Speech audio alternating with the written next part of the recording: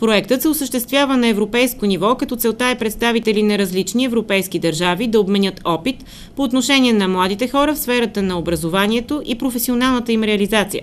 Сред групата от близо 40 човека имаше представители от Испания, Португалия, Франция, Германия, Гърция, Италия и домакините от България.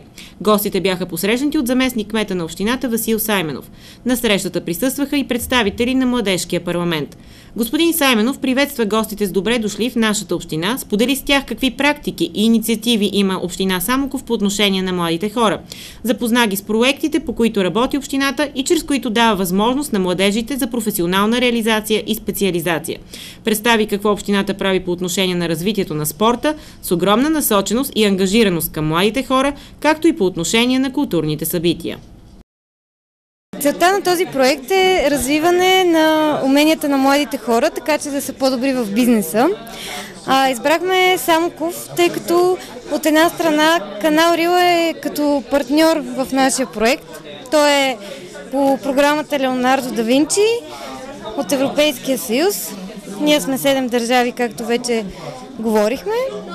И решихме, че ще е интересно да обменим идеи с Младежкия парламент, за да можем да разменим опит и как младите хора подобрят техните умения и знания.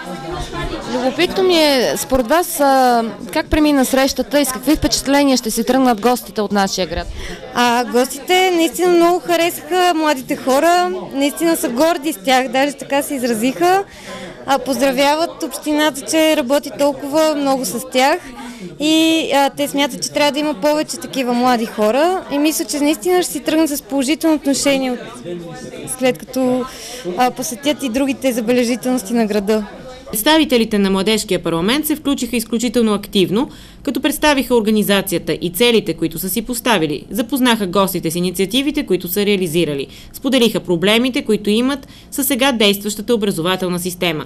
Получи се интересна дискусия, в която се включиха много присъстващи. Задаваха въпроси от различно естество и останаха приятно изненадани от позицията на представителите на Младежкия парламент, от разбиранията и вижданията им.